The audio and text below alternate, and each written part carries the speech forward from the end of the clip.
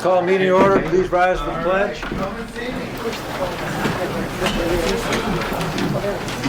Pledge allegiance to the flag of the United States of America and to the republic for which it stands, one nation, under God, indivisible, with liberty and justice for all.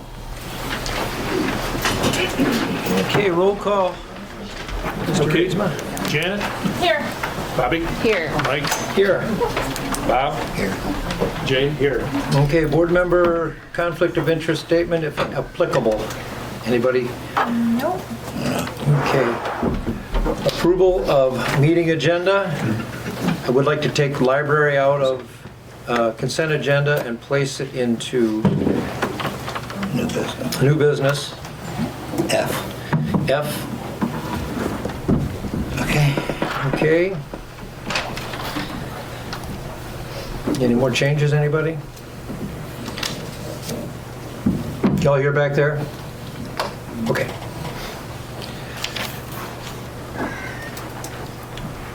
Motion to approve the consent agenda as edited. I'll make that motion. Bob makes that motion. Is there support? I'll support. Jan supports. All in favor? Aye. Aye. Okay. I think that's moving on. Oh, public comment of on agenda items. Public comment? Yes, ma'am. You in the back? Do we have more folding chairs? Because folks need a chair in the back. Can somebody bring some chairs over there?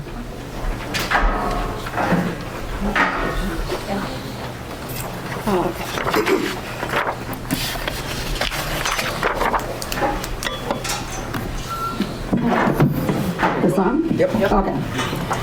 I'm going to read this so I can do it in 10 minutes.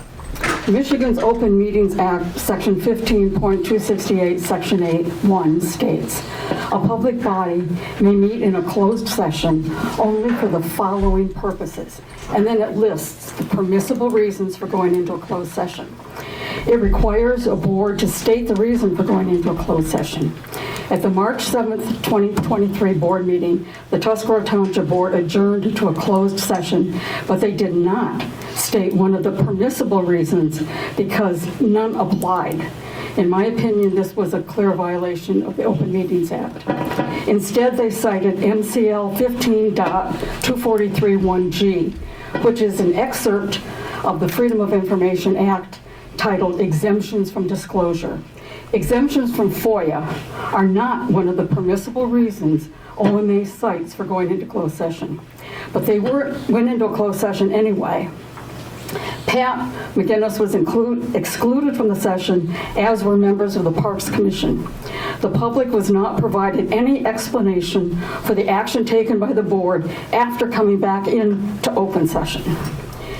They did this to prevent Pat, the Parks Commission, and the public from ever knowing what they discussed in the closed session. Why? Why would a discussion on a public law governing parks commissions be exempt from FOIA? There were letters of support for Pat. Why would they be exempt from FOIA? What were they covering up? What did they want to hide? I don't know. The board did not remove Pat from the Parks Commission for misfeasance, malfeasance, or nonfeasance. No, they ghosted him. He was never legally there. His appointment by the Parks Commission was not legal because some members of the board believed the Parks Commission did not have the authority to appoint members to fill a vacancy. So they decided to declare the position vacant and the appointment of Pat illegal, retroactively. But official records, meeting minutes show Pat served on the board and attended every meeting and voted for 2 years. If all that was illegal, it could call into question the legality of every decision, every vote, every grant, everything the parks did for the past 2 years. And they didn't want to publicly open that can of worms. They just wanted to get rid of Pat. and demonstrate their power and control over an autonomous elected commission. 2 days later, the Parks Commission held their regular monthly meeting. Minutes posted on the township website for that meeting include the following. Pat McGinnis was removed by the township board at their meeting earlier in the week due to a technical oversight, and as such, the township board posted the open position. We all agree that this is a Parks Commission responsibility and that the new township board has usurped their authority. Pat has been an ardent supporter of Tuscarora Township and an asset to the Parks Commission. We find this very disappointing and disturbing. And then, after 19 years, the Park Commission Chair, Jennifer Andrew, regretfully resigned, citing a toxic environment, negativity, distrust, and uncertainty created by the new Township Board. She's been a dedicated leader, always mindful of prioritizing the kids. We are disheartened to have her leave, but we understand. Then just tonight, we learned that the Secretary of the Parks Commission, Jim Burke, submitted his resignation because, he says, life is short, and our township board has become radioactive and unhealthy to be near. Thank you. Public comment? Yes, Beth? Go ahead. Thank you.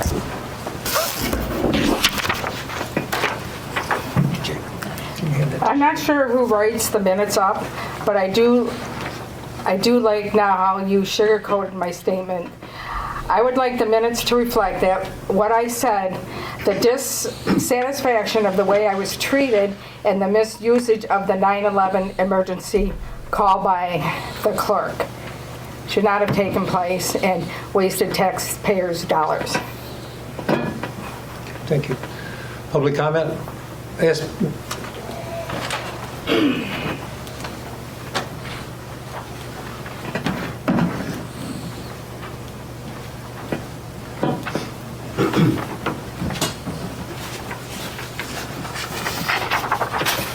My name's Patrick McGinnis. In November of 2022, the Township of Tuscarora seated a new board. This new board, through a number of special meetings, passed new rules and procedures to be followed when dealing with the new board. One of the first new procedures was the use of Robert Rules of Order. Under Robert Rules of Order, the length of comments during board meetings is set by the Township Board, and that time applies to all comment period. At the March 7th Township meeting, during board comments, Trustee Janet Vance gave a report on board progress. This report lasted for approximately 9 minutes. I feel that this report should have been placed as an agenda item, not as board comments. Trustee Vance, by reading her report as a board comment and not as an agenda item, did not allow the people of Tuscarora Township a chance to respond to her report during public comments. I ask the Board Township to please enforce the 3-minute time limit on all comments. Thank you. Thank you, Mr. McGinnis. Public comment? Yes, sir.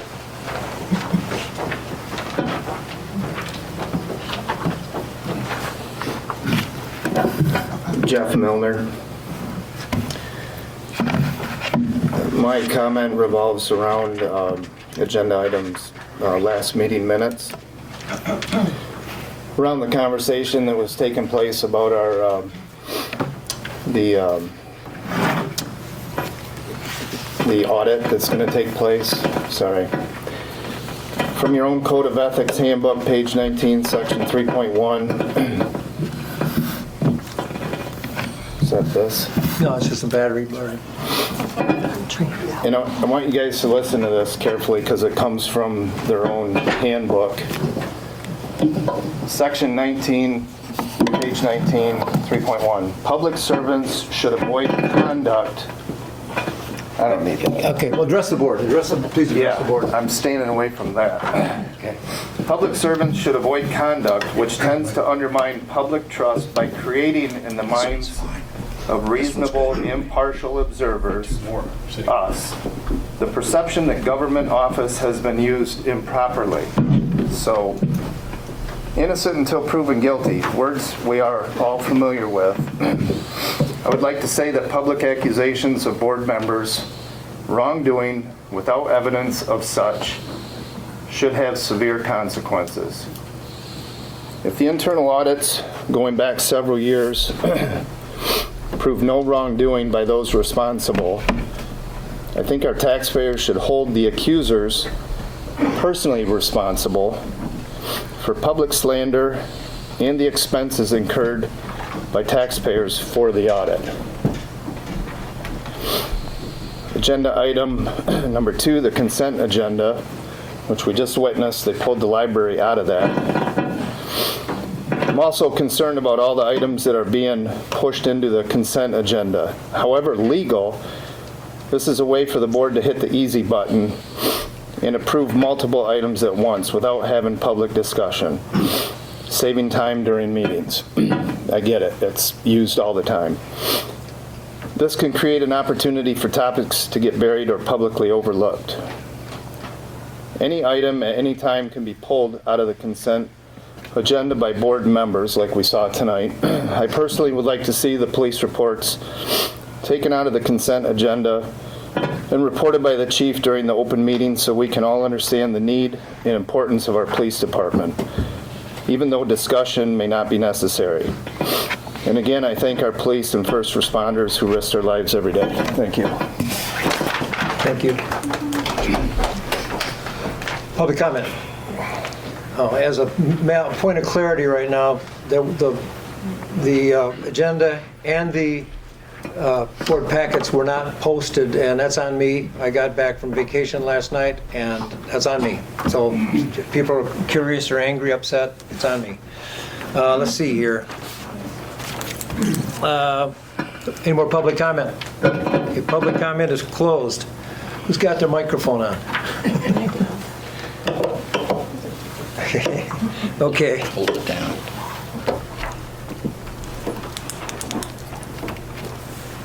So now we do the approval of the consent agenda. I apologize, I mixed that up. I see where you would ask to get that changed. We had moved we had already done that. Yes, okay. Now about the agenda in general, do we need a motion to approve that? Matt, he did. We already We already did okay, number that's 5. fine. Okay, everything was done. Old business, the forensic audit. Okay, kind of to speak to this, after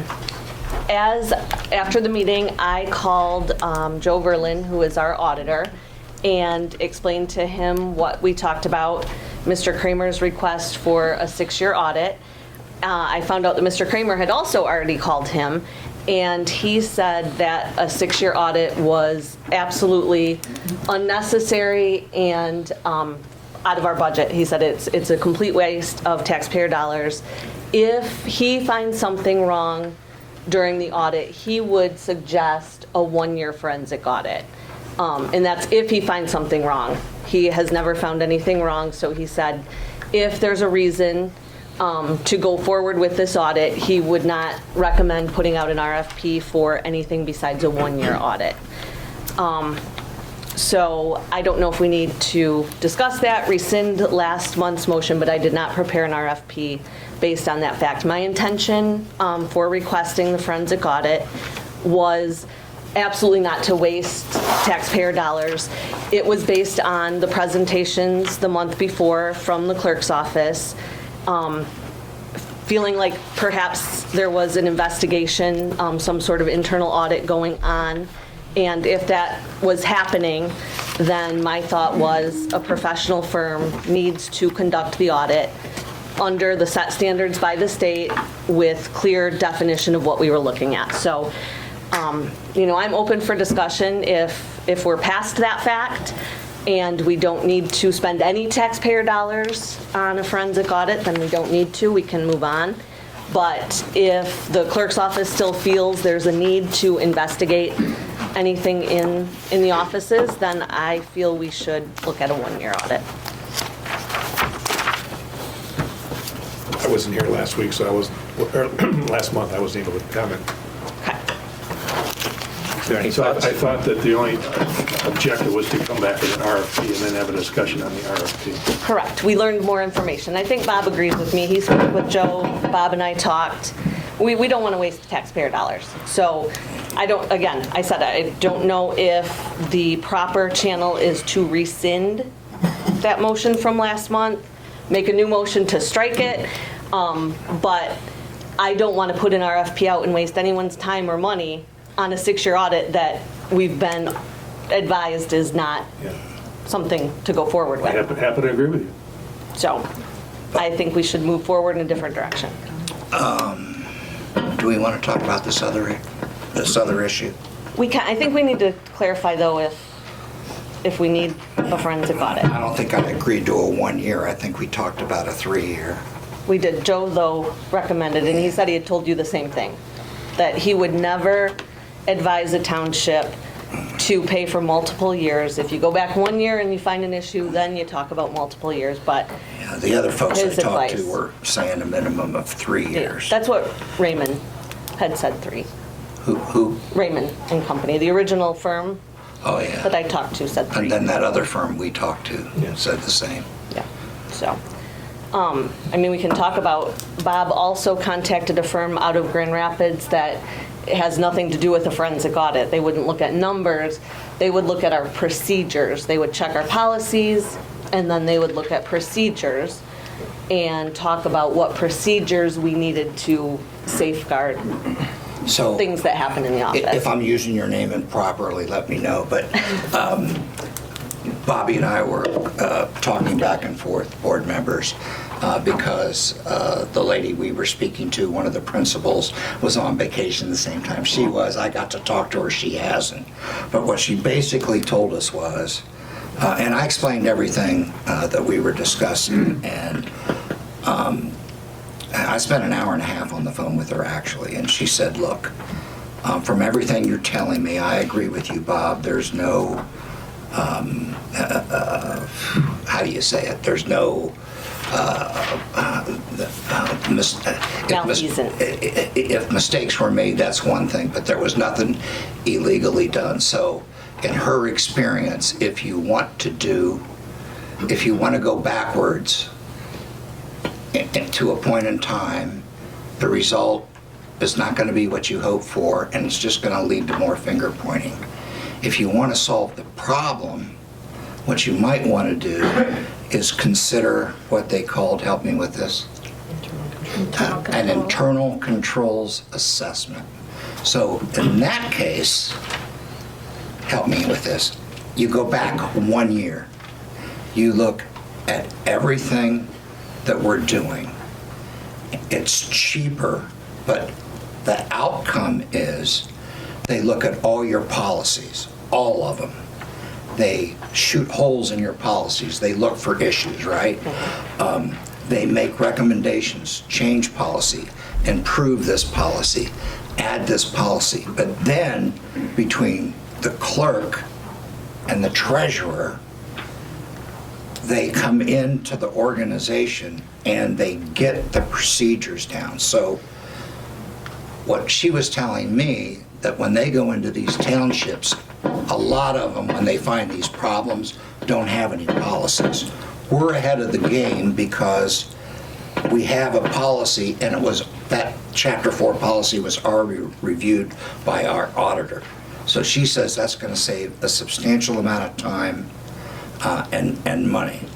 So in my mind, we can go backwards and we can point the fingers, or we can kind of move forward and find out where all the mistakes were made without any blame, and then get the procedures down so you all agree. Now, I know that's oversimplification, but I don't feel comfortable proceeding or even suggesting that until our treasurer speaks with this lady.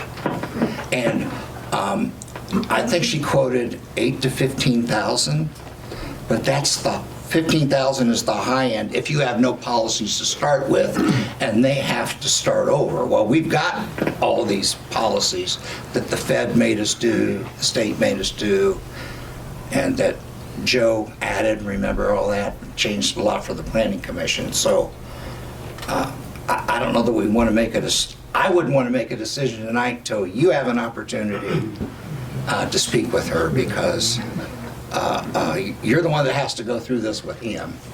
I can sit there and go rah rah, but I know that we've all talked about, we got the policies, now we just got to get the procedures. Oh, I'm sorry. Well, it ain't me. It ain't me, babe. Yep. I figured out why we're having these problems. We got to change the batteries before every meeting. That we won't have that problem. Pat pointed out a few times. Yeah.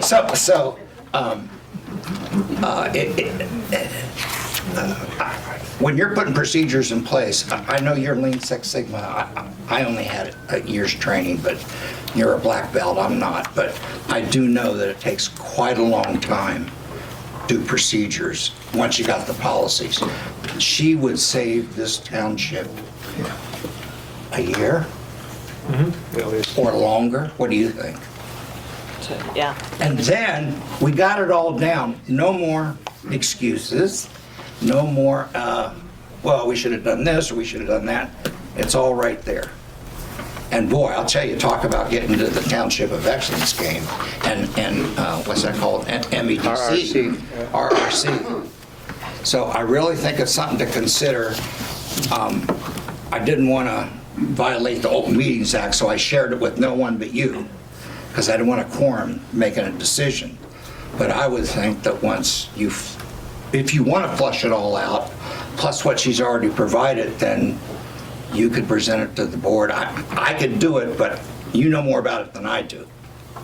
And if you're not sold on it, I'm not willing to do it. If he's not sold on it, I'd like to hear from the clerk's office. I'm not willing to do it. Well, I think we ought to do it. I think it's the only right thing to do. I mean, we created all these, we didn't create all these policies, first of all. They were MTA-related policies that we adopted based on best practices in other townships. Joe's help. And Joe's help. And also, Joe Verlin and also the previous attorney too, right? And the previous clerk. Yeah. The previous right. board that did some of those mandatory federal policies. Right, so we started up with a handful, and then we obviously improved on that.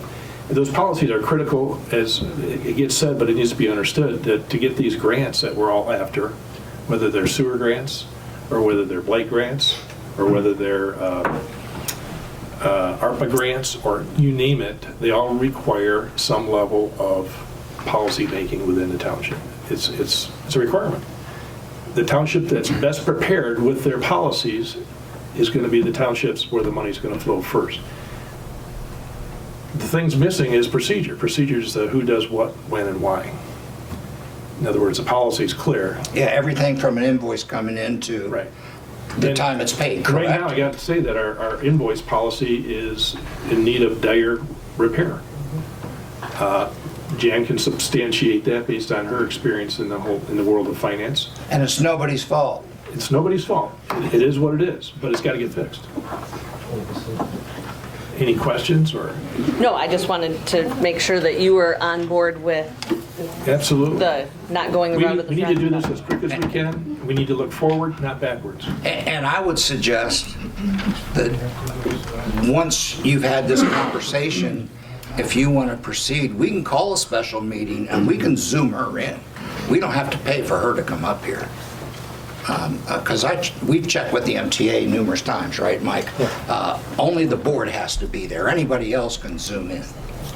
Okay.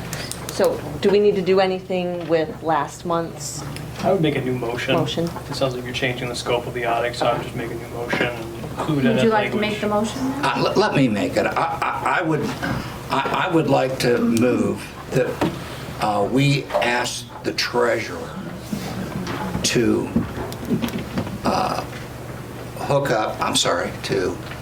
discuss help me with the name of it, Internal internal controls Control assessment with Sarah Jennings. Get back to the board, call a special meeting if necessary, and proceed it as she sees fit. Is that acceptable? And Sarah's at Manor Custodian. Yes. Yeah, Sarah, is it Jenkins or Jennings? Jennings. Yeah, Sarah Jennings, principal of that firm. Thank you. I'll second your motion. Okay, any more discussion? I'd like Jane just to read that back and make sure we got it correct, based on her. Yeah, feel free to amend it. Move to ask the treasurer to discuss an internal control assessment with Sarah Jennings at Manor Custodian And proceed as she sees Report to fit. the board. and report to the board. As she sees fit. Proceeds as she sees fit. Good. Okay, Jay supports that? I support it. Okay. All in favor? Aye. Okay. Do we need to do a motion to rescind the RFP from last month then? Because that was No. accepted? No? Okay. Alrighty. Building keys. Who's got the, We got to fix the building keys. got mine? Yeah, we're working on that. We're working on fixing them, the ones that. They fixed them, I don't know. What's one of- Just to update you, Bobby and I were going to meet with the locksmith because we found some problems, but I had to leave town. So if you want me to, I can reset it up with the owner. He can come out here, I can hook you two up, and then we can fix the I think keys. everybody's aware of what keys don't work now, even maybe Laura Right, could make them. Just need to right. fix So we just got to fix it. And then, So Some of the if keys there are don't work. problems, can you get them to Laura or to Karen? Yes. All right. Because we now have a complete assessment of where the keys go, who has the keys, and everybody has a key, I believe, that they need, for their particular purpose. Does everybody agree with that, at least on the board? right, and another thing I wanted to bring up, chief here, No, I don't think he is. is the chief? He's not here. No. Okay. We had talked about a Knox box. Is the library here? Yes. The locksmith and the chief, and I talked to the fire chief about it, has recommended what's known as a Knox box, K-N-O-X. And what that does is at each entrance, you put a safe-like box, and you give the key or the code to the police and fire department. And in there is a master key. So if there's an emergency or a fire, they don't break down a $1,000 door. So I think we should consider that. I think the chief priced them at $150 a box. I mean, they're solid steel. You can't rip them off the wall. And we'd have to coordinate all that with the library and the police chief, all the building tenants. But I think it would be really wise to do that in case we ever had a fire. Well, in the case too, if the doors were locked and someone was in here with the doors locked and they had to slip and fall, they'd have to break the door down to get to them. That's what would happen. We'd lose Yeah, the that too. $2,000 door, to help someone with the slip and fall. So I think it's wise to do that. But what we could do is, if you give me the authority, I'll call the guy back. I'll get him in here when the both of you are here, the clerk and the treasurer are here, and we'll walk through it again with the chief because he was on the initial walkthrough. And we'll address those few things that need to be fixed, and then talk about the lockbox and present it to, you guys could present it to the tenants. The two of you could present it to the tenants. We can do that. I just want you to itemize what it is we're going to do here. We cover a lot of ground. There's a couple of locks that we thought we were getting that are not overlinked properly. All right. I don't want to disclose for security reasons That's fine. what those are. So there's locks that need to be rekeyed or locks that A need few, to be, yes. tumblers need to be changed, A few. Yeah, Yes. or both. whatever the locksmith decides, Okay, yeah. good. It's not a lot. So we need to do some maintenance on some locks Yeah, Yes. right. And discuss the Knox box and discuss the Knox box. We've had before, with tenants. but do we all agree that we would like a Knox box here? Is that something Yeah. we need to create a motion around? I think so. Well, the chief recommended it for one. Well, I think we can make a motion that we're in favor of that and so they could move forward. Well, that's part of the building overhaul Has to be. thing. We could say All we're right, in we could favor, say we we're have in three of favor us. of it. Yeah. That's what I'm Well, saying. I don't think, it's such a small amount, we shouldn't be splitting up the price with the library and the police. It's such a small amount, we'll take care of it. We took care of the other. I just want to make sure the board here agrees. I'll make a motion that we should have Knox boxes. I'll second. Any more discussion? Nope. All in favor? All right, Contingent upon approval of the other tenants. contingent upon approval. Okay. But at least they know what we're doing. They volunteered to obviously cover the cost. Okay, carpet cleaning, they're all, I think the, we forgot to point out, I think the Kiwanis Club is in for a little bit on this too, right? Yeah, 250. We received that money already. We did already, okay. Yeah, So- so voted on 250. Okay. Thank you. Is that right? I gotta find it. Yeah, please. It was about $1,000. $910.08. Yes, ma'am. 91008, and the other one was, 1,058.85. That was Clean House is the, and I did talk to Gordon and to Kelsey about that, and we agreed we'd like to go with the Clean House bid. It's about, $910. yeah, $910.08, so. I make that motion. Bob makes that motion. Is there support? I'll support. Any more discussion? All in favor? Aye. Aye, okay, great. You know what it is? Back side of these. Okay, Park Commission vacancies. Before we start, could we ask Mr. Cross to give an explanation of what happened last month, why, without violating the tenet of the closed session, so everybody understands what we did and why? We're all good with that, right? Yes, Are you good with that? yes. There you go. Let's see if this actually works. All right, so I'm going to start by just addressing something that someone got a public comment and mentioned the Open Meetings Act and the exemption we relied on. Just to clarify, the provision of the Freedom of Information Act we cited to, the reason why we cited that is because under the Open Meetings Act, MCL 15.268, parent H, we can meet in closed session to discuss material exempt from disclosure or discussion by state or federal statute.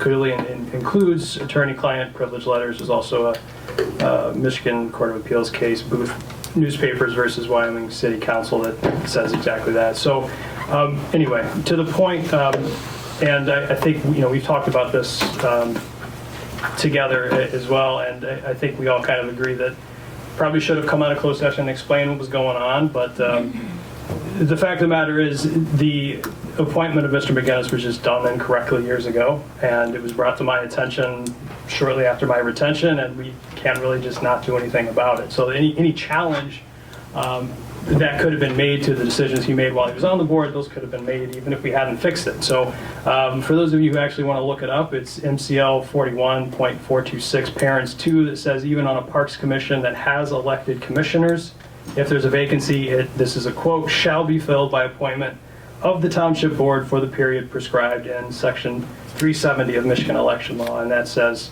not that it really matters for our purposes, but if it's a certain amount of time away from the date for filing for an election, you only serve up to that election, even though the person who you were replacing wasn't up for election in that election cycle. It's a little into the weeds, but the fact of the matter is it was done incorrectly. I understand the Parks Commission's position. They think that they're fully autonomous. That's really not the case. They do have some powers that most Parks Commissions don't have, but the power of appointment is not one of them. So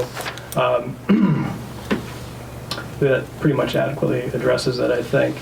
I think one of the things that I'd like to, let's take a chance on these things, that we agreed, Matt, it was on you and I when we came out of that meeting that we should have informed, because we've had a lot of comments, we should have informed everybody what we had just discussed without, breaching that attorney-client privilege, because I think that's what happened. We came out and moved rather fast, and it deserved a longer explanation and more clarity about Mr. McGinnis's position. It was nothing to do with Mr. McGinnis, nothing he did, because he's been a faithful servant to the township, but it was on us for not explaining it. So right, yeah, and I think part of the intention of immediately reappointing him to that seat was to kind of make that point. Like, obviously, if he had done something wrong, we wouldn't have immediately reappointed him to that position. So that was the point, but again, I mean, it was a lack of communication, and I think that we have to own that to some degree, but that's, it's It's what the law says. We had to correct the issue, and that's what we did. So. Okay.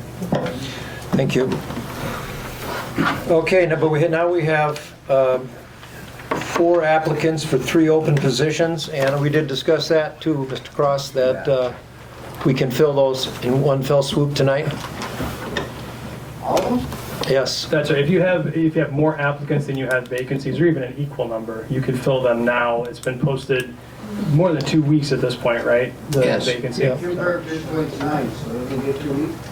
No, you'll get another 2 weeks. If there are 3 vacancies, you got 4 applicants. Even if that was in response to 2 vacancies, you have 3 vacancies, you have 4 applicants. There's no reason to wait another 2 weeks if you have a sufficient number of applications. That said, I mean, if there's someone in attendance today who wants to be considered and hasn't submitted their application, you all could certainly give that person time to put their name in for consideration as well. So it's really up to you. But there's really no need to consider every time someone vacates a seat, it's another 2 weeks. Therefore, I'd like to make the first nomination, and it'd be my honor to nominate Courtney Quick of Indian River, Little League president, mother of 5 children, young and vibrant. I know age isn't a consideration, but she's in her 30s. It's wonderful to get younger people involved in our government, so I would ask that I am nominating her specifically for the first position. Okay, is there support for I'll that? second that. Is there any more discussion? No, only that her backyard goes right up to Cooperation Park, and her kids think Cooperation Park is their second backyard. So that's a plus, I think, so. Okay. All in favor of Courtney Quick as a park commissioner? Respond by saying aye. Aye. Aye. Opposed? Okay. I'd like to nominate Mr. Alan Maves. He is here tonight. He has served before. He's a teacher. He was a retired teacher. Right back there in the back. Mr. Maves is, how many years did you put on the park commission before? 3 or 4. 3 or 4 years, so you're familiar with it, so. I tried to reach you today. Yeah. Teacher for 30 years. Teacher for 30 years. And I knew him when he was a junior in high school. So. Yeah.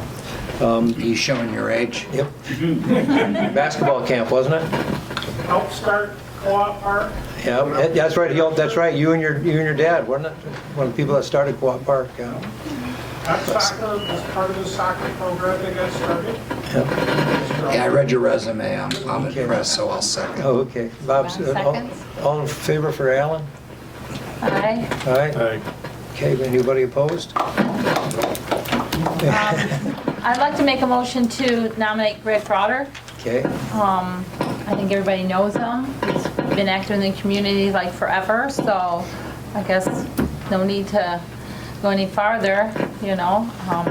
I'll second the motion. Second motion. All in favor? Greg's big with kids. I think we ought to let folks know. Yes, Oh, big yeah. with kids. And I think we ought to know, too, that we have one more applicant, Tom Yeah. Prout. You know, so that Tom Prout's a retired, amazing photographer, does a lot of, Oh, he's yeah. a newer resident here. Former Just- IBM. Just a phenomenal, with you, we have 4 really good candidates is what we have. We did. So, okay, Greg Rotter is the one that we mentioned right now. Is there support for Greg? All in favor? Aye. Okay, opposed?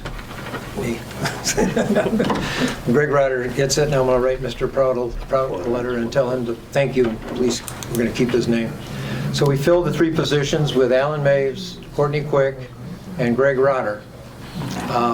Do we need to do anything else, Mr. Cross? Thank you for everybody volunteering. Swear him in at the first meeting, right? Yes. Yeah, sorry, man, I would make it clear to these people as well that because of the timing of their appointment, they should be prepared to run for re-election the next election cycle. And they're required to do the oath of office. Can I ask a question? Yeah. Yes. Yes. So Mr. McGinnis's appointment was void because we didn't accept the resignation of Mr. Schneider. Yep. Should we have accepted 2 resignations got before 2 we appointed those last 2? Just turn them off. We'll just talk louder, okay? Yay! She brings up a good point. We have yet to accept the resignation of Jim Burke and Jennifer Andrew.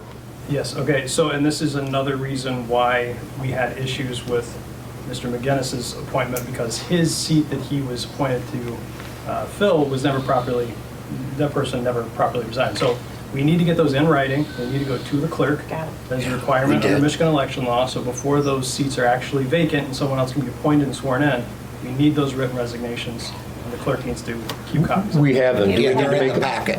They're in the packet. Do we need a motion to, well, we've accepted them in the consent agenda. Yeah, I mean, if you've accepted them in the consent agenda, that's fine, but, yeah, there's nothing else aside from swearing these new people on at Okay. the first meeting. That's Okay, Okay, thank you. Congratulations. Yes. yeah, Thank you for stepping up. yes, thank you. Okay, let me find the, Just to make a point, though, we will put a copy of those resignations in the oath book, so that we have a record of it. okay. Right? May I ask, when should they be sworn in? At the first Parks meeting? It can be at the first Parks meeting. By the clerk, right? Or they can yeah. anytime before Or that, the can't they? supervisor? Yeah, they can come in and do it. Supervisor can do it. and- Yeah, as long as it's, you have to make sure, I'm sure. I'd like Jay to has do them. it to get a picture, Yeah. photo op. Okay, you're gonna have to help me again. Brian. Brian, oh, my goodness, Here you go. I got it right here. we went up. Yes, it went up. And I put a sheet in there. You did, it went, can I help you with the Yep, the please, total please, cost? yes. $40,500. And I'm not even sure that's enough. We're gonna, I know some of you And people that's live for on the 2 dirt times. roads. I'm sure you're gonna be happy to hear that we're gonna do it twice this year. Twice. Well, wait a minute, we haven't decided that. Well, for I mean, we did it last year, and that's why this is so high, because we've battled with this. And it went up 5 cents a gallon is Yeah. what it did, so. sure. Can I ask a question, Mike, because you were involved in this last year? Mike, Yeah. Go ahead. when you did it the second time, did every single road need it? Or was it just those heavily? No, I say everybody needed it, but we didn't have enough to get, when we ordered it, we didn't have enough to get everybody the last time through. I think we came up a mile or two short. Because as you know, some roads are traveled more than others. Right. Like Wobbin is just, I could use it 3 times. Navinoy's awful. Yeah. I mean, are there some that don't need it a second time, or do they all need it a second time? Based on your Yeah, experience. I don't, I would say, yeah, if you're gonna do them all, do them all. Yeah. I would say that too. Living on a dirt road, even though it's private, Yeah. by August, you want it Okay, again. okay. Just asking. Okay, Some get more sun than others. yeah, but some get more travel, a And lot more travel, travel. Yeah. Okay, so we have, the bid tabs are from Liquid Dow, and also the supplier is Michigan Chloride Sales, Liquid Calcium Chloride Sales, American Waste doing business as, Northern A1 Services, and D&J Bowen Dust Control. We used American Waste last year and very, very satisfied with them. Is it toxic? It is mineral brine. So what's the price difference? The price difference, if you look at the bulk per gallon on continuous, is 33 cents with them. For Bowen, it's 37 cents. For Michigan Chloride, it's 40 cents. And for liquid, liquid calcium chloride is 74 cents. Who did we use last year? American Waste, a little bitter. American Waste. Oh, okay, okay. And you were satisfied with them? Yes. Doug, you got any input on this? Doug, you know? I mean, I agree with doing them all the second time, not picking and choosing. Yep. I didn't see anything that was not in need of brine. Are we doing Cooperation Park 2, I hope? Yes, we do. Yes. Okay. Yes, we do. Okay, there was discussion at the last MTA meeting about the brining from the road commission. He said brining is getting very difficult to get, so if you can get it at a good price, which this is, I believe, that, jump on it, because it's getting harder and harder. There's more and more regulations about it, and. Yeah, they cited a new EGLE rule, right? Yes, That's yes. raising the prices. That's raising the price, and that's why the prices are starting to go up. So if you can get yourself locked in at a good price, do it now. He says you'll be lucky by the end of the summer to even get brining, he Yeah. said, so. And that's happened to us in the past by not getting it scheduled right away. Right, Exactly. Yeah. So can I help you get a schedule? Yeah, here's the question. Please keep your chatter down, people. Chatter people. The question is that if we do decide, we decide tonight to go twice, then we would do it probably before Memorial Day, then again toward late July. Because that's when we really start getting phone calls. Memorial Day, the month of June is just people wanting it. Either before or after Memorial Day. Yeah. It would depend, and it also depends really on the rainfall. They got to get out and prep the road, and it depends on their schedule, whoever we vote here. Will they demand a schedule from us immediately? No, because it really is flexible, depends on the rain. Okay, well, I agree. Yeah. Can we leave that to you then? Well, me and Joe can discuss that. Do you guys? Yeah, I'd like to work with Mike, get this thing at least scheduled for, a month and a month. Yeah. Within plus or minus a week. Yeah, I'll call Cappy, he's the guy we all talk to, and he's the one that schedules everything, and we'll, What's the name of the company again? it's Northern, American Waste, Northern A1 Services. Where are they at? Kalkaska. Okay. And actually, they're all over, they're GFL company. Okay. Oh, Yeah, okay. they've got bought up by GFL. Yeah, okay. Yeah, Go figure. yeah. So we have 4 bids, and I'm recommending American Waste, Northern A1 Services. I'll make that motion. Okay, you're gonna make that motion. Is there support for that? I'll support Jan that. supports that. Any more discussion? All in favor? Aye. Aye. Good. Okay, sale of township property. All right, we appear to be moving along on that. We've had a couple bumps in the road with the weather and one of the buyers being in all different places. So I would like to make a motion that we extend the close by date to May 31st, 2023. And when I was looking at the previous motion, I would also like to add authorizing Mike Ridley, Supervisor, to sign the closing documents. We just authorized him to sign sale documents, but we need to authorize closing documents as well. You made that motion? I'm making that motion, I'll yes. second that. Okay, any more discussion? And we're going to still leave it earmarked for a Yes. parking lot, correct? That should be part of the motion. I think it was part of the last one, but it will remain, yes, proceeds will remain earmarked for the parking lot. Okay, more discussion? All in favor? Aye. Aye. Okay, unemployment, and now I can't find it in my package here. I got it You got it right here?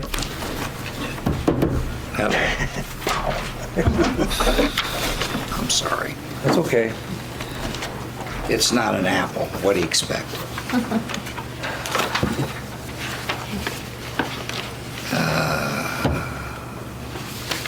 It's the last page. Last page. All the way down. There it is. You got it? I don't have it. Keep it on that. I didn't see anything. Well, go ahead and wing it, honey. Wing it? Wing it. Okay. Wing it. Honey. All right, we need to have a policy about determining who's denied and who's approved for unemployment. It can't be an arbitrary thing. It puts that person in a precarious position of making a decision without board's knowledge or support. I would like to propose that in this situation, we've had 2 or 3 of these situations since I've been here, where the supervisor, the clerk, and the department head will discuss the approval or denial of somebody's unemployment claims. I wish I had more information for you. I winged it. So That's right. So who do you want on this committee to decide it this? would be a department head, like if a assessing assistant or a parks employee. I don't think about, the township police department, I don't know, may have a whole different set of ground rules there. But, No, they work with us. do they? Okay. So it would be a department head, the clerk, and the supervisor. The claim comes into the clerk, right? Correct. So the clerk gets with the supervisor and the story.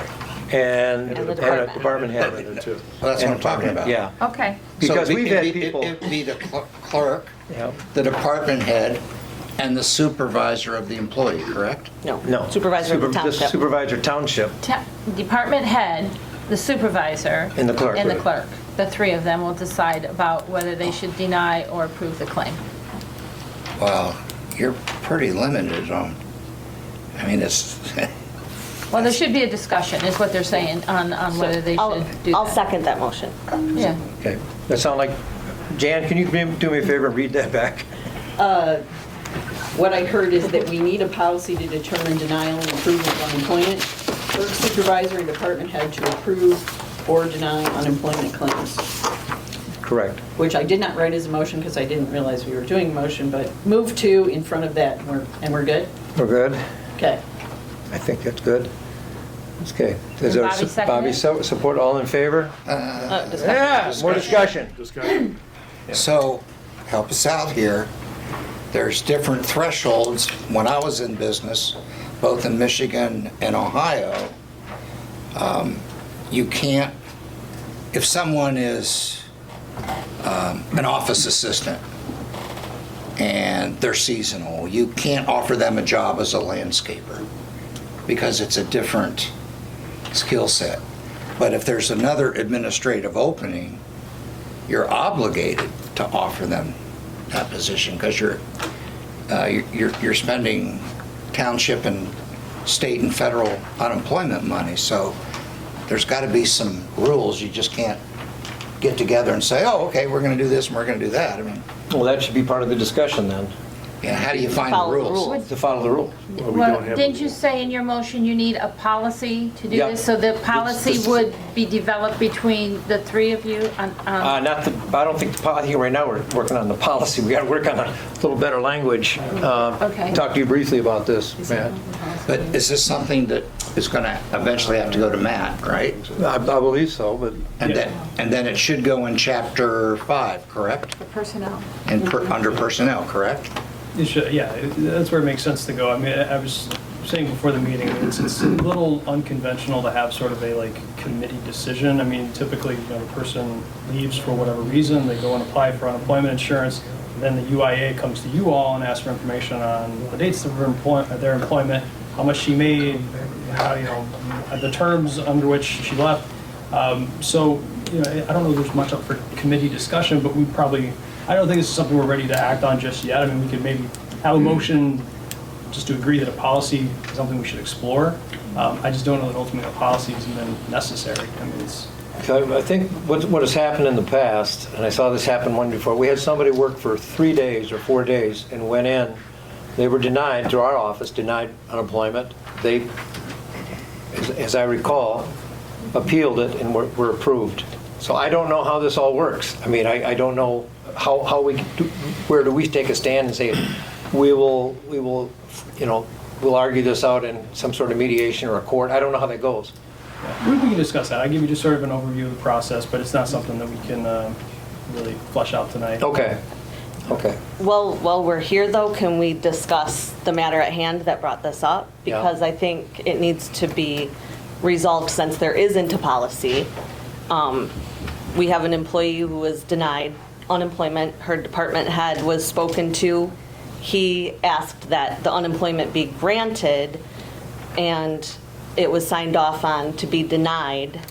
I spoke to the department head, and he didn't say he laid off the person. Can I ask for a pause right here? Sure. Is this a personnel issue? Yes. No, I'm asking Matt. It is. I mean, we haven't brought up anyone's name yet, but Okay. I would, I mean, this is probably a discussion, you know, maybe have a closed session if you want to, I don't know, we can talk about it. No, I don't want any more close. Yeah, but we need to, I mean, Yeah, I know what we you're need to talking make about. this one right. Yeah. Jay, what was your, I'm sorry to interrupt you, go ahead. I Well, apologize. I don't know that we can discuss it here without bringing somebody else into it that doesn't want to go into it at this point. Right. So Okay. I'd be So glad to discuss it with you Can we- offline, Mike. Yep. can we discuss it? If that's allowable to discuss? The two of you, I mean, obviously want to stay short of a quorum, but I mean, keep the bare minimum. Okay. Yeah. So could the three of you meet after? We could, yeah. Perfect. Okay, I would appreciate that. Okay, that's good. good enough. Okay, library. Kelsey?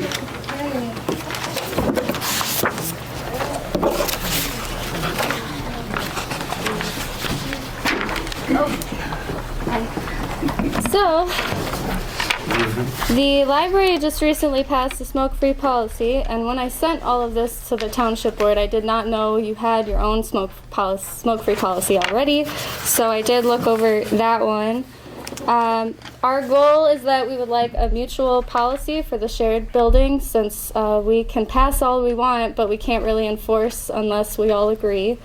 And the reason that this came up is because we started hearing complaints from patrons saying that they were smelling cigarette smoke near the front door, in the vestibule foyer area, and also in the bathrooms.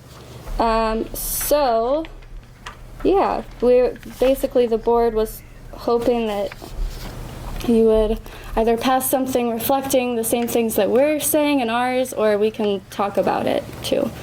So yours, What does ours say? ours right here, let me read ours, okay? I found ours. Yes, I have it right here. Smoking and vaping, this is from the board policy. Smoking and vaping indoors is prohibited at all township facilities, buildings and facilities. An individual shall not smoke or vape at a meeting of a township body or in any enclosed indoor area owned or operated by the township, including township facilities not open to the public or available only to township staff. There is no exception for private functions held at township facilities. Township staff shall inform individuals smoking or vaping they're in violation of this act, that they're in violation of state law and subject to penalties.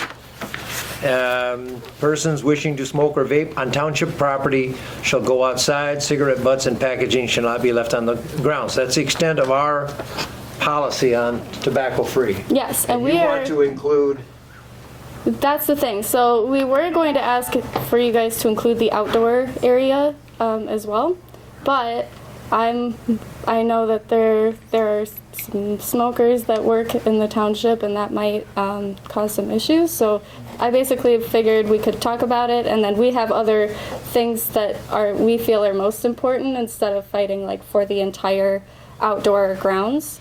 So our goal is mainly getting the trash can removed that has the ashtray on top of it right outside the building, because I think that would help to restrict people smoking right directly in front of the doors. And also an installation of no smoking signs posted in visible areas for all public entrances into the building, and that's just part of the indoor law for Michigan. So that's just something we need to comply with. Yeah, I'm a little leery of removing that, because more people I see walking up smoking a cigarette, we'll put that in there. I don't want them walking up seeing a cigarette, you know. Yeah. in the shrubs. Yeah, let me think, I'd prefer to think this one through or talk a little bit more about it. Okay. Can I make a suggestion? Yeah. I've seen in the state, Michigan and Ohio and Indiana, and especially in the federal government, where most of their rules say X amount of feet. Yeah, and that's something I would be... entryway, exit, or window. Yeah, which would be really nice. So 10 feet. Something like that even would be... In some cases, like, the military's really strict because the health and welfare is 50 feet. Oh, geez. That's probably a bit much here. Yeah, I'd be happy to even... That would put you across the street. Yeah, that's what I was going to say. I'd be happy even if we restricted it up to that public sidewalk, and then they can smoke on the public sidewalk. Like, that's the amount of space that I would... anything, basically, not our township sidewalk. I would say like 10 feet, you know? We can figure out the number, and I can come back next month with it, too. Could you put the cigarette butt holder a little farther down the road? I'm thinking about next you're going to be people that are, dropping off library books. Wait a minute, let's move this. I don't know what to look at positions. Because if you put the parking lot off limits, and I'm not a smoker, so... Oh, it wouldn't, yeah, even if the parking lot was, it's always illegal to smoke in your car, so that never was something we would stop. So either way, you'd still be able to smoke. But I'm concerned about what's enforceable and exactly. unenforceable. Yeah. And, if we say all all tobacco products are prohibited in the parking lot. I don't want to go out there and tell Farmer John, hey, you got chewing tobacco. You need to leave. I'm not going to do that. I've never experienced any problem with chewing tobacco inside of you. No, Okay. for me it's mainly cigarette smoke. Yeah. Yeah, that's what we're hearing. Okay. And it's, yeah, also Maybe we could narrow it down to cigarette and yeah, which I think And that's what I vaping. had, cigarette and just like, I said I think tobacco somewhere it like said all products. tobacco products. Yeah, so we'll work on it. The main thing though, can we get signs, no smoking signs? Because that's like, Well, if they're required by yeah, law. they're required and we're not Absolutely. doing it. Okay, Absolutely. so that's the main thing. So I'll send everyone over, I got already, it's like 2 for $25 for one of them on Amazon, or 2 of them on Amazon. So I'll send that to the board and everything. Thank you, Kelsey. Yes, thank you. Thank you very much. Okay, we have no more items of business. Public comments? Yes, sir. Frank, you got to come up. Can you- This is very simple. I was just walking by the building. It looks like around the windows and along the roof line, you need some paint. We're gonna sign a contract next week. They're gonna start upgrading all that. In fact, I wanted to talk to you Doug, about those arches. We didn't talk about that. Yes, sir? Public comment? First on the Knox boxes, I think 2-3 meetings ago, when they first discussed keys, I recommended to Mr. Kramer that they make provisions for the chief of police and fire chief to have access to a master key in case of emergency. Apparently, he disagreed with that idea at that time. Is this your public? Go ahead. During the March 9th, 2023 Parks Commission meeting, Mr. Kramer was unable to attend, but he had a letter read to the commission. This letter was included with the Parks Commission meeting minutes.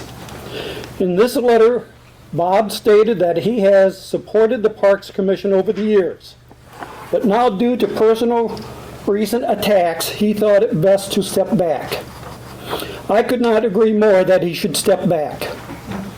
I believe that Mr. Kramer's actions have placed the Parks and Park Commission and Tuscarora Township in a very precarious position. I also believe that Mr. Kramer's actions are the main reason the Township Parks Commission cannot at this time, now they did appoint people tonight, so that's mute, any legal action as there are only 2 members left on the commission. Yes, you may appoint new members to the board, and I wish them well. I really, really do. You're going to need luck. But how long before you drive them away? Mr. Kramer, calling yourself trustee now does not make you the #1 trustee. Calling it Sewer District 1 does not make it the first sewer district in Indian River. But calling yourself and things that you do #1 might mean that you have a mental problem. If you really want to make Tuscarora Township, Mike, Pat, please stay away from that personal attack, please. that was not a personal attack, that's a personal opinion. Okay. If it fits, he can wear the shoe. If you really want to make Tuscarora Township a better place, you might achieve that by just stepping away and letting the township move forward to a better future. These are just my thoughts for what they're worth. Also, on another note, I would like to announce a new YouTube channel. This new channel will be called Tuscarora Talks Back.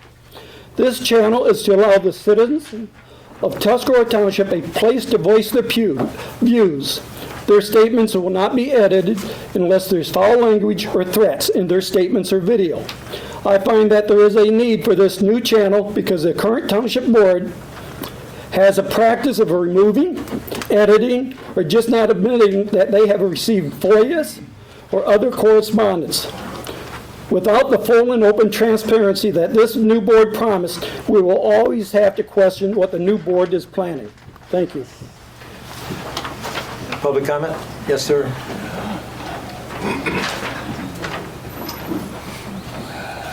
Please don't gong me. This is like 3 minutes and 20 seconds. I want to make this a positive thing. I wrote this the day after I was here in the last meeting, and I just hope that this can maybe kind of bring some healing a little bit. Jeff Milner, I'm a business owner locally and a taxpayer. This alone qualifies me to stand up here and give a voice to those who choose not to. I may not represent everyone, and if I offend anyone, my apologies.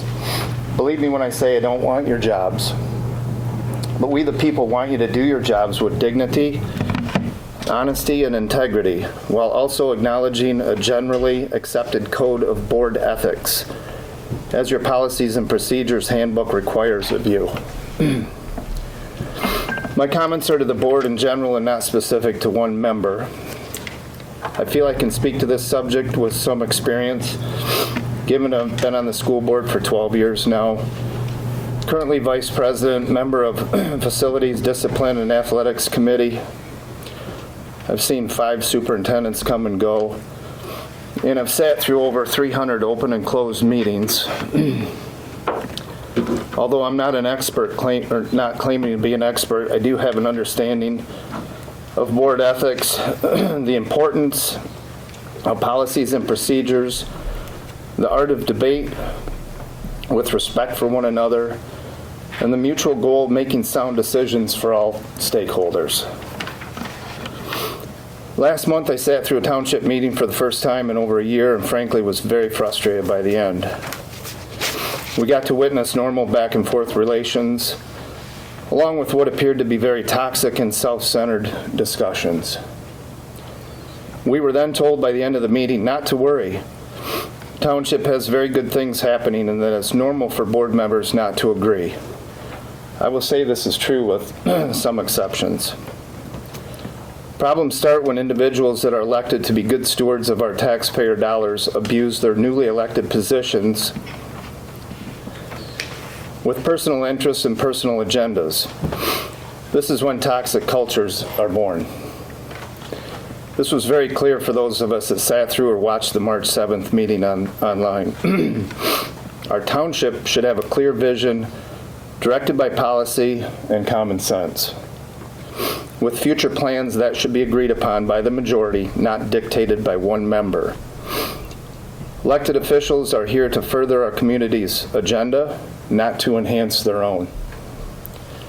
From your Code of Ethics handbook, public servants should maintain public trust in government by avoiding acts which place personal or private interest above pursuit of the public interest.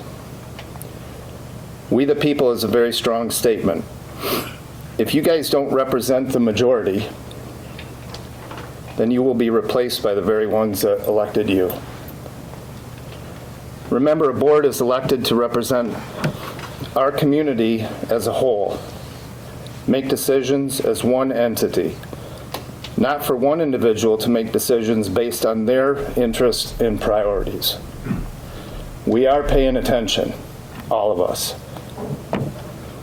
Our township board is not a platform to carry out your personal agendas at taxpayers' expense. If you feel this is your calling, we the people will get rid of you. Thank you, Jeff. Public comment? Public comment? Public comment. Yes, we have one here. Rich? If you would, please.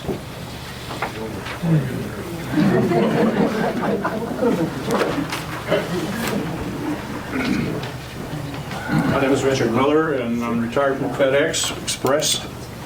And I was involved with a couple of so-called forensic audits. We had 600 airplanes, so over 100,000 trucks, and nearly 2 million people. And we did the audit in 3 months. I wonder what you guys are going to do in 3 years. Thank you. Public comment? Yes, Beth?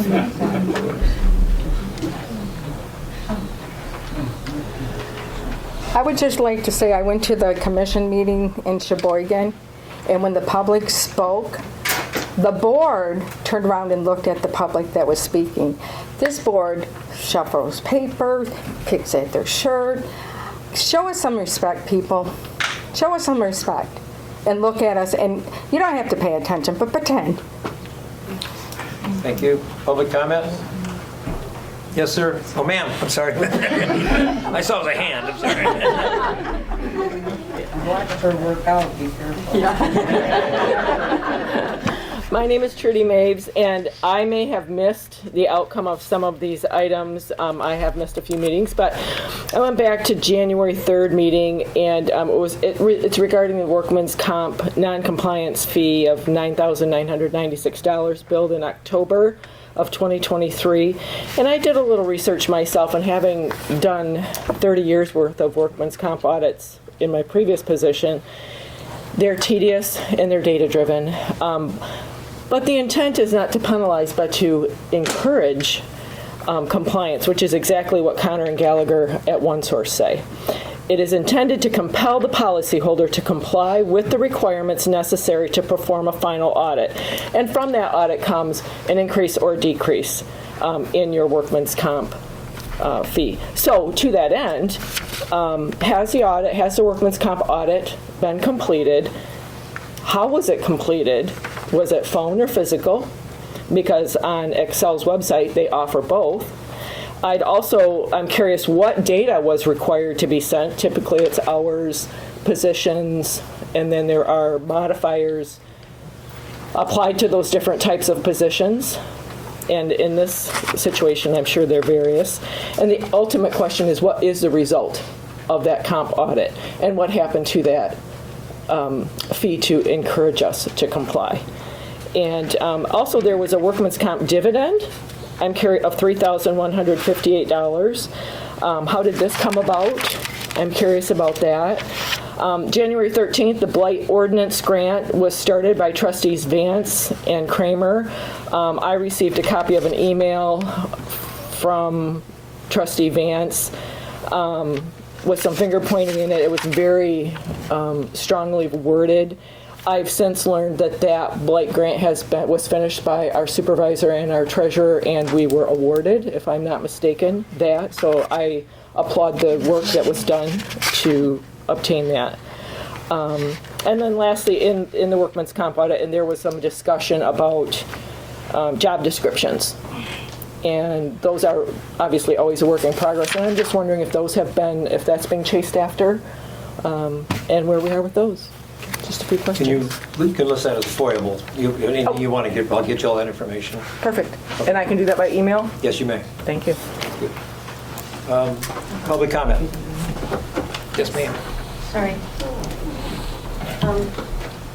I'm just curious if there is not a policy now.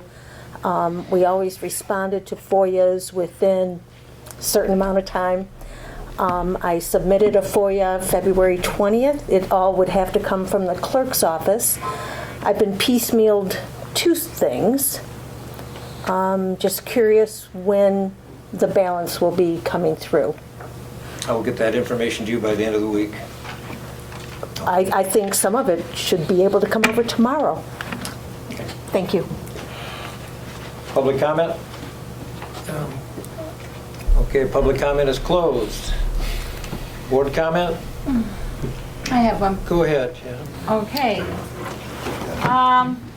Just an update on some things here. As many of you already know, the board has filed an application for a $6.5 million earmark from Congress. And this is for an expansion of the sewer project that will upgrade the capacity of the treatment plant and will include the Phase 3 sewer district. Phase 3 will comprise of Marineland subdivision as well as the neighborhood across the river and House Marina. And the next sewer meeting will be after the bids for Phase 1 and 2 have been returned. Now, just because we filed an application for this $6.5 million doesn't mean we're going to get it, but it was out there. We went ahead and applied for it because the petitions were already submitted for Phase 3, so we thought we'd try since the money was going to be available to somebody, not necessarily us, but you don't get it if you don't apply, so that's why we applied. Second thing, the farmers market that I am currently on the committee with some private citizens and some business owners. We are trying to get that organized for this summer. We're scheduled to have another organizational meeting with some business owners after the holidays, and we hope to have this off the ground and running sometime in June. State Land Bank has informed us that we were successful with our application for the blight elimination grant. We were awarded a little over $48,000, and that will be to help stabilize the Oak Hill Cemetery building, so we're going to redo that as in need of serious repair, as well as remove a significant blight issue in one of our local neighborhoods. I'd like to take this opportunity to thank Mike and Bobby for jumping in at the last minute to fulfill some last minute requirements that the State Land Bank asked for. I could not fulfill that because of time restraints, so they jumped in. So I want to publicly thank you guys for stepping in, because I'll tell you, if it wasn't for these two, we wouldn't have got it. So I'm very thankful for that, and I think the community is too. Also, the CIP process is underway, and that is a very important function for budgeting, because we now head into our budget season, and that will allow all of our departments to present their projects for funding consideration. The Planning Commission is organizing and prioritizing the projects, and then they will submit them to the board once they prioritize them. The board will schedule a public hearing according to our own policies, and that will be available for public comment on all these projects and the prioritization as well. So we hope everybody comes, because I want to hear everybody else's opinions on those projects. And lastly, I'd like to say my congratulations to the new Parks Commission members, and thank you for stepping up. Our park system is widespread, and they also take a large part of our township property and a large chunk of our township budget. So this is a huge responsibility, and I really appreciate their willingness to serve. So thank you very much. Thank you. Board comment? Board, anything, Jay? No, not tonight. Could you explain why the USDA made us call it Phase 1? I forget why. We tried to call it Phase 2, and he went nuts. Something, Blake. yeah, something I remember. I mean, It forced us to call it Phase 1 residential. Yeah. When we called it Phase 2 initially. Yeah, I don't. Well, if you go ahead, then I will make one comment.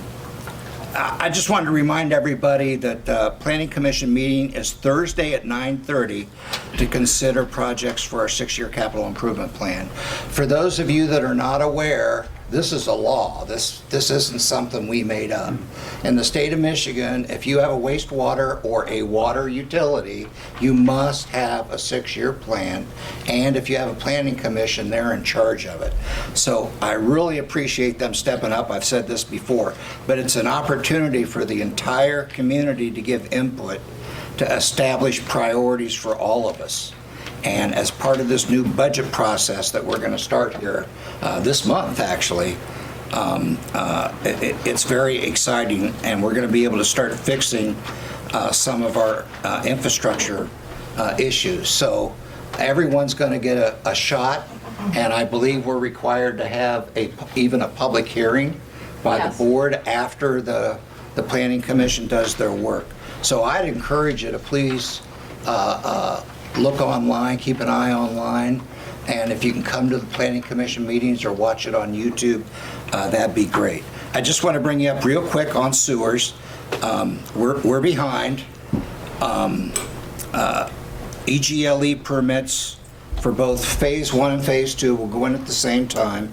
I talked to the engineer today. We should get them in a couple of weeks. That will take 30 to 45 days. So in my view, the engineer says late May. I don't think we're going to go out for bid until early June. And then that's a 30 to 45 day process. But in any event, before I talk some more about that, I just want to thank this board for supporting our submission to Congress. For those that are not aware, we voted earlier to submit a earmark to both senators and our congressman. And Congressman Bergman was the first to approve it at his level and send it to the House Appropriations Committee. Our request for Senator Peters and Stabenow is pending, and I'll let the board know as soon as I hear back from him. I haven't heard back from him. This year, though, I want to let you know that Congress has asked are your projects scalable? You may recall the first time around we asked for 18 million. We got 3.5. Everybody in the country was limited to 3.5. So in our case, we said yes, yes ma'am, yes sir, it's scalable. We can do a planned expansion for 1.5 million as like the first part of phase 3. I think we all agree we need a planned expansion anyway because of the state park. And I think if we do get the congressional funds in any amount, it's probably, that 1.5 million is probably what we're going to end up with. So by the same token, even though we're proceeding on phase 1 and phase 2, I don't want to get your hopes up. We have a long way to go from what I've been able to learn in the past few days. We got to get over a very high hurdle on bids because of very high inflation. If we get past that, the project's still going to be difficult. As the treasurer and I were talking today, we're going to be tripling the size of the plant, and we will more than quadruple the number of customers. It's the largest project we've ever had. There's going to be inconvenience if we build. Streets and lawns are going to get torn up. More importantly, unlike the last project where we only had one loan and grant, and that was difficult enough, we now have 3 grants and 2 loans from 3 separate agencies. So in my experience on federal projects, we're going to need a plan, in my opinion, ahead of time, and additional staff resources are going to have to be needed. In my view, we don't have enough existing staff or volunteers to handle such a large load that if we build would start later in the year. So, you know, at some point I'm going to ask the board if they would consider having a workshop right before construction starts to discuss a way forward with our engineering team, our plant operator, to develop strategies on how we can make sure the project goes forward, we get the bills in on time, you know, we handle citizen complaints and that kind of stuff. I did talk to our engineer today. There are funds built into the estimates for those kind of expenses. So we wouldn't have to take it out of the general fund. So again, if you ever have any questions for me, I publish my personal telephone number on the website. You can call me anytime, and I just hope you have a safe and happy Easter. Thank you. Good, Jay.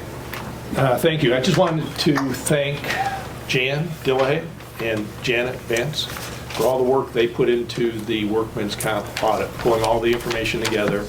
It wasn't easy to come by. Trudy, I'm glad you brought the question up, because we do need to come back and we do need to share whatever the outcome of this is with the whole township. If necessary, we'll put it on the web, and you won't have to worry about a FOIA. We just have to make sure that whatever goes on the web doesn't have any sensitive personal information in there. But I did call today.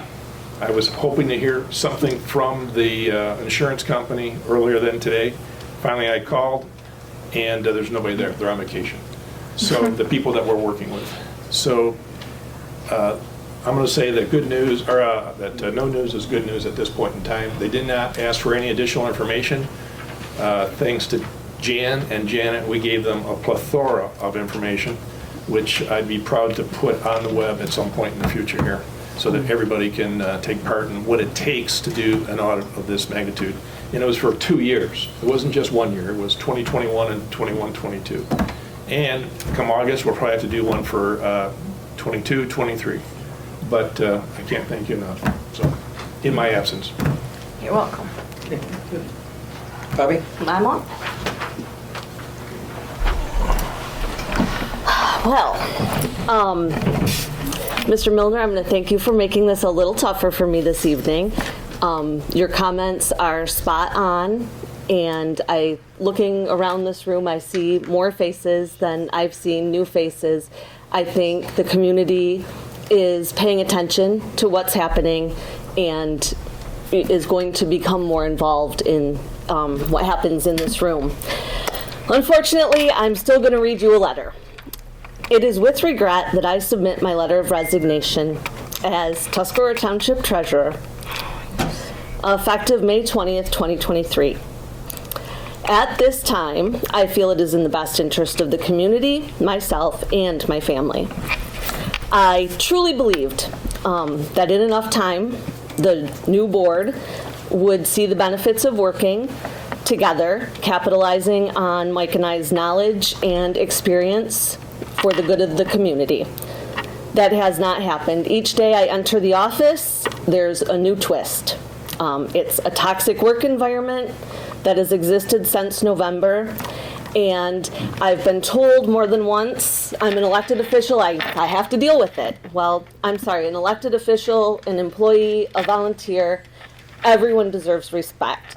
No person should have to endure being dismissed and treated poorly on a daily basis.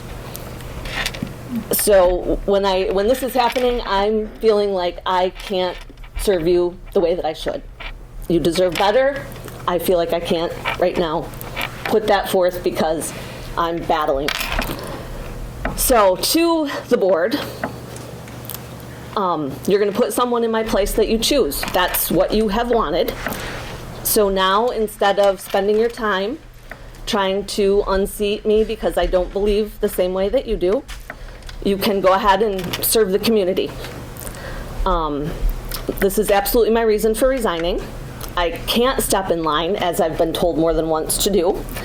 I don't agree with the path overall, so I'll just step out of your way. And then, by all means, you can lead us into the future the way that you choose.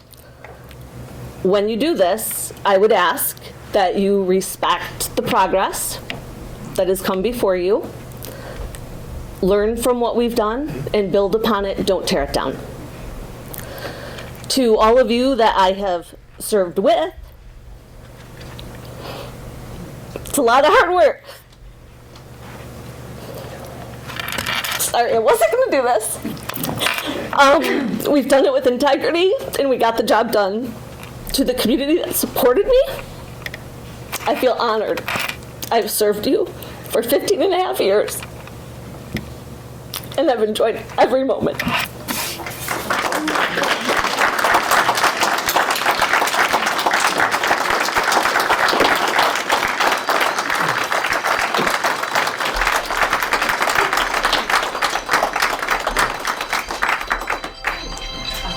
Somebody answer that. I haven't written anything down, but I've decided it's time for me to. It's time for me to leave as well.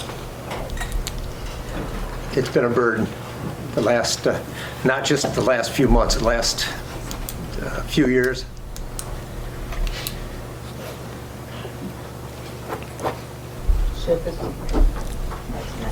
Sorry. That is not just me. Yeah, I've talked to my wife quite a bit about this. There are very few things in my life that mean as much as this township. One of them is my wife, her health, my family. So I'm gonna. What was? I'm gonna put some more time into my family. I'll inform the board. I think it will be mid-May. At the next meeting a date. I think between now and then, it's important that I sit down with Bob and make sure that all of our things are in because I see right now, to me, the most important thing is make sure the sewers get going. I'll sit with Jay, the things we've talked about, we want to get taken care of. I've got the information for you to proceed on the grant. I got some things with the DDA. I mean, I started a lot of things, and I'm going to do my best to finish them in the next 6 weeks. I wish I was a little stronger about this and a little more succinct and clear, but we've maybe entered into an interesting era in not only government but in our society, and it's time to figure out if this is what the direction we need to go. I've done my best to do what I thought was right for the township, and it's just time. It's time. I thank you all for the support, and that includes the board. I appreciate it. We'll figure out how to move forward from here. We bumped heads and disagreed over a lot of things, and I kind of you're right. We're told to get on board or get out of the way, and that's I think that's important that we do that. I don't want to blather on too much more about it, but it's time for me to hand in my resignation as well. Mike, can I just say that you're only the third supervisor since the 1940s that this township has had. And, you know, that's what we're gonna miss. Mr. Scott Swanson once said, change happens, one funeral at a time. So I remember that. I thought that was Craig. No, I think that was, I might have been. I think we were talking, no, I'm not that witty. By the way, please keep Craig Waldron in your prayers. He is really battling his health, and at this particular point in time, at this age, I got to tell you, the most important, I just had a wonderful vacation with Sharon, and I just realized that we don't do that enough. So I'm going to. Thank you, Mike.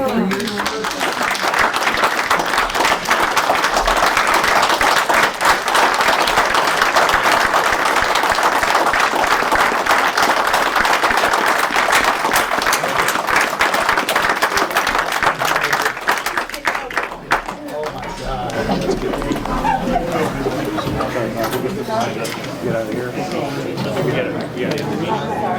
Okay, hold it. Motion to adjourn. So moved. So moved. Thank you, Mike, thank you. Thank you. All right, which ones are mine and yours? Like,